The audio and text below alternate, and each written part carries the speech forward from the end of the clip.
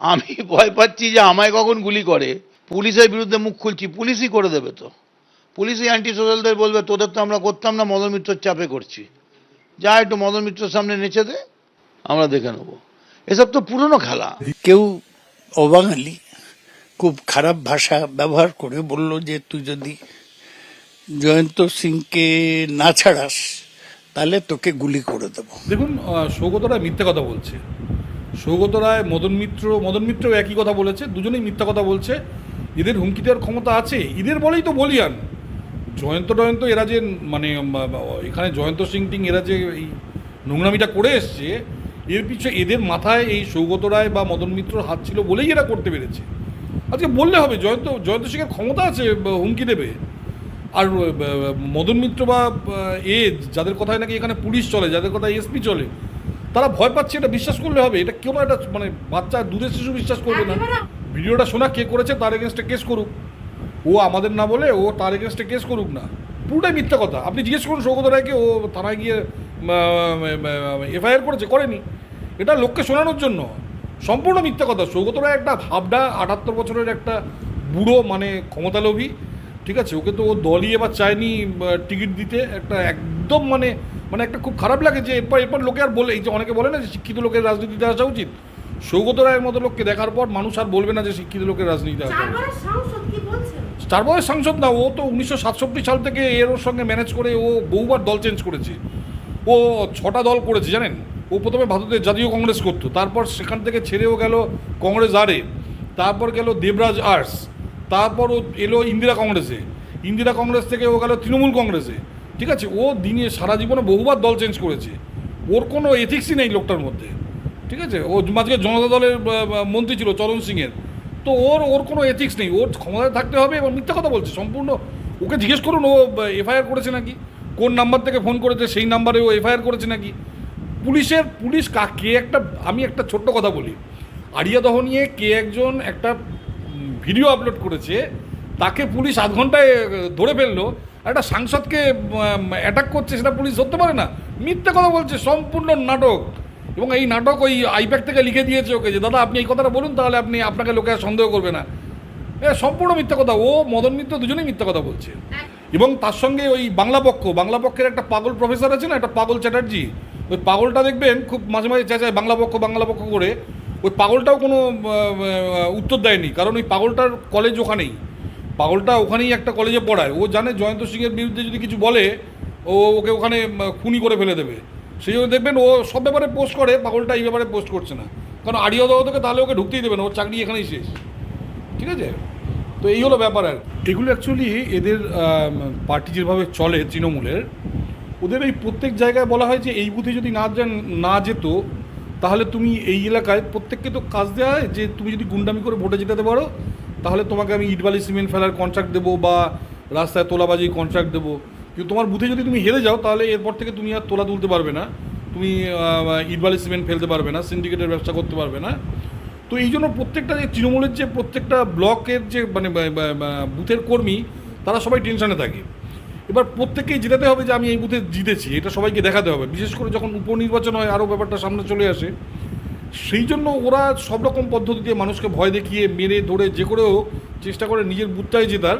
না, সেটা তো পুলিশ, দেখুন পুলিশ চলে এসপির কথায়, কেন্দ্রীয় বাহিনীও এসপিডিএমের কথায় চলে।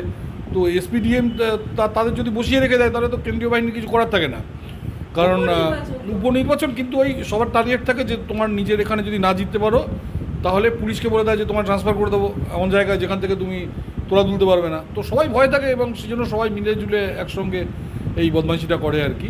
এটা সব উপনির্বাচনেই এরা করে, এখানেও করেছে। আমি বলছি এখানে আসন থাকাথাকির কোনো ব্যাপার না। আপনি দেখেছেন উদয়ন গুহ গতবার বিধানসভায় হেরেছে, তারপর নিশীথবাবু যখন ওটা ছেড়ে দিলেন বিধানসভার সিটটা, তখন ও ওখানে 1 লাখ কত হাজার ভোটে, 60,000 ভোটে না কত জিতল। তা আপনার মনে হয় ভোট হয়েছে? 2 থেকে 3 মাসের মধ্যে উদয়ন গুহকে, যে নাকি একটা অত বড় গুন্ডা, সেই গুন্ডাকে লোকে একেবারে মানে তারকেশ্বরের পুরোই হিসাবে মেনে নিল। এ কোনো হতে পারে নাকি?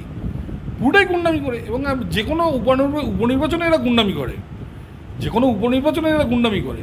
উপনির্বাচনে আগের জামানায় হতো, কিন্তু আগের জামানায় কিছু অন্য উদাহরণ আছে। যেমন সৌগত রায় উপনির্বাচনে এই বাগদাদের না বনগাতে সেখান থেকে জিতেছিলেন, মদন মিত্র জিতেছিল, কিন্তু আনফর্চুনেটলি এরা উপনির্বাচনটা করতেই দিচ্ছে না, মানে এবং যত রকম মানে অসৎ পন্থা আছে সব রকম অসৎ পন্থা এরা অবলম্বন করছে আর কি। এই দায় তো এদের উপরে ছাড়া হয়, এদের কন্ট্রাক্ট হলো 75-25, যেদিন ধরা পড়বে সেদিন আমি তোমায় চিনি না। আজকে দেখুন যারা যারা ধরা পড়েছে কেউ বেরোতে পারেনি জেল থেকে, তো এও ধরা পড়বে জেল থেকে আর বেরোবে না। কাল যদি সিবিআই তদন্ত হয় বা কিছু হয় তো আবার এ ঢুকে যাবে, ঢুকে আর জেল থেকে বেরোবে না। সবাই তখন হাত ঝেড়ে ফেলবে যে দল কী সব বলে না, দল নাকি অ্যাপ্রুভ করে না, দল নাকি ধোয়া তুলসী পাতা, এইসব বলবে। কিছু অধ্যাপককে কিনে রেখে দিয়েছে, কিছু বুদ্ধিজীবীকে কিনে রেখে দিয়েছে, তারা এসে মার্কেটে এসে বলবে এইসব কথা। আমরা অন্যদিকে দেখছি বাজারে কেন্দ্র যদি দায়ী হতো তাহলে তো দাম আসামেও বাড়তো, উড়িষ্যাতেও বাড়তো, বিহারেও বাড়তো। অন্য রাজ্যে বাড়েনি কেন, শুধু পশ্চিমবঙ্গে বেড়েছে কেন?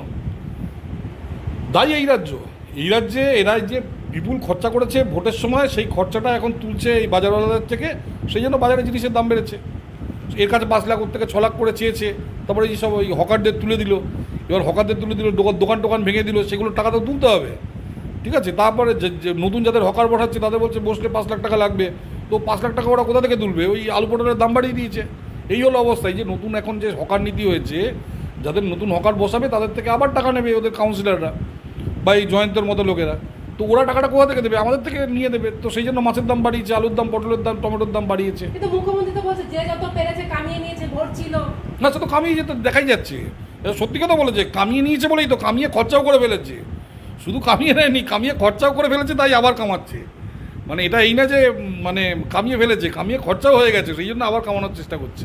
আমি জানি না, দেখুন উনি মোটামুটি সব ব্যাপারে ওনার নলেজ আছে। ওই একজন লোক আমি দেখলাম পৃথিবীতে যিনি মোটামুটি, উনি আর ওনার মানে অ্যাসিস্ট্যান্ট মহুয়া মৈত্র, এরা পৃথিবীর সব জানে এরা। তো আমি জানি না, দেখুন আমি তো ডাক্তার নই, আমি বলতে পারবো না।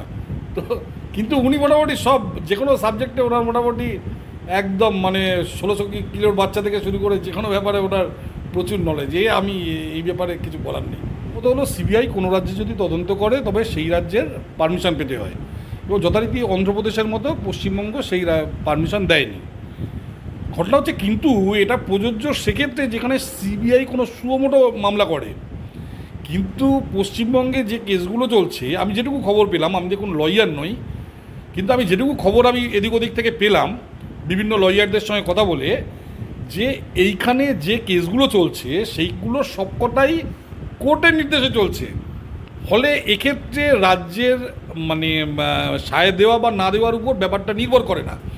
গতকাল কোর্টে যেটা হয়েছে সেটা হচ্ছে যে রাজ্য সরকার গেছে, সিবিআইয়ের উকিল বোধহয় বলেছিল যে না এই কেস নেওয়া যেতে পারে না, সেক্ষেত্রে সুপ্রিম কোর্ট বলেছে না, কেসের শুনানি হবে এবং পরবর্তী শুনানি আগস্ট মাসে।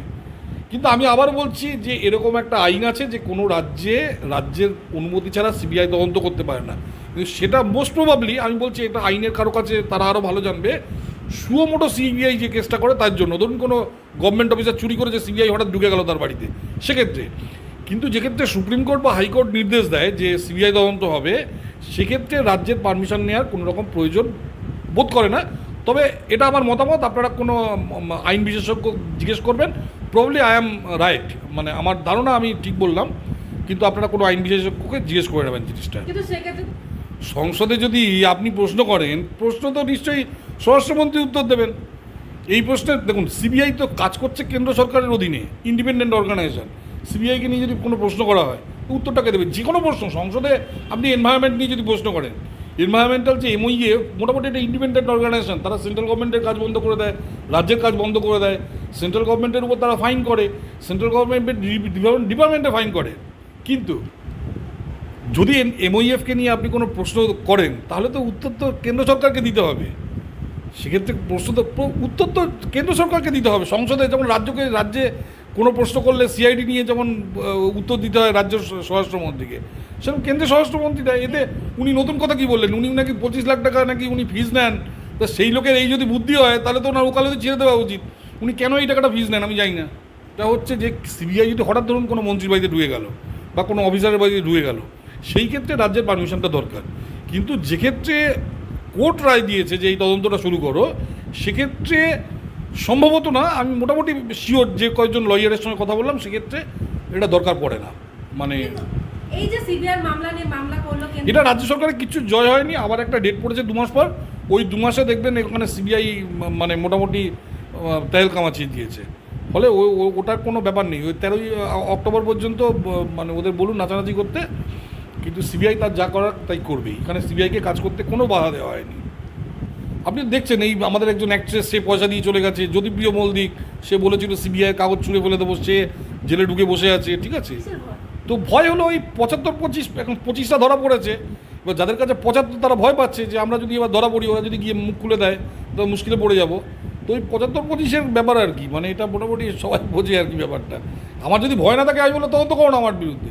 এখন ঘটনা হলো ফলস কেস দেয়, এই কেস আছে, আমি অস্বীকার করে ছাড়া সিবিআই সিআইডি বহু ক্ষেত্রেই পুরো তদন্ত প্রসেস দিয়ে সঠিক প্রসেস হয়, তা না আমি থেকে সিবিআই একজনকে বা সিআইডি একজনকে দোষী সাব্যস্ত করেছে, পরে হায়ার কোর্টে গিয়ে সে ছাড়া পেয়ে গেল। আর ফলস কেস ঠিক বলছি না, ব্যাপারটা আইনের অনেক প্যাচগোছ থাকে জিনিসটা। কিন্তু একটা কথা যে রাজ্য সরকার সবকটা কেস কেন আটকানোর চেষ্টা করছে, এত টাকা খরচ, কারণ দুর্নীতি। আর এই টাকাটা আমাদের ট্যাক্সের টাকা যাচ্ছে। সবচেয়ে বড় কথা হলো এই টাকাটা ট্যাক্সের টাকা যাচ্ছে। আপনারা লড়ুন না, আপনাদের যদি কাউকে ধরে আপনারা সেটা নিয়ে লড়ুন। এই ট্যাক্সের টাকা নষ্ট হচ্ছে, ট্যাক্সের টাকা নষ্ট করে আপনারা এই খরচাগুলো করছেন। কি বলবো, মানে খুব দুর্ভাগ্যজনক। এটা করা উচিত না রাজ্য সরকার। এবং সবচেয়ে আরেকটা যেটা বলি যে রাজ্য সরকার একটা ডোন্ট কেয়ার ভাব চলে এসেছে যে আমরা যা ইচ্ছা যে কোনো অন্যায় করতে পারি, কারণ আমরা রিগিং করে জিতবো, আমরা বুথ দখল করে জিতবো, 30% ভোট আমাদের সঙ্গে আছে, বাকি 10-15% আমরা রিগিং বুথ দখল করে বা লোককে ভয় দেখিয়ে আমরা বের করে নেবো। কিন্তু একটা মানুষের তো একটা নিজস্ব একটা ন্যূনতম একটা ইমেজ থাকে, আপনারা কেন সেই ইমেজটা নষ্ট করছেন? কেন একের পর এক অন্যায় করা মানুষের পাশে আপনারা দাঁড়াচ্ছেন? আপনাদের তো উচিত, আপনাদের তো একটা ন্যূনতম একটা স্বচ্ছ ভাবমূর্তি আমাদের থাকা উচিত। কেন বারবার এইসব লোকের এইসব সিবিআই তদন্ত, ইডি তদন্ত আটকাতে আপনারা কোর্টে যাচ্ছেন মানুষের টাকা খরচা করে? আমার মনে হয় এটা করা উচিত না। মানে রাজ্য সরকারের এই ব্যাপারগুলো মানে ইনফ্যাক্ট কোঅপারেট করা উচিত, যাতে নাকি এই তদন্তে কে কে অন্যায় করেছে সেটা বেরিয়ে আসা উচিত।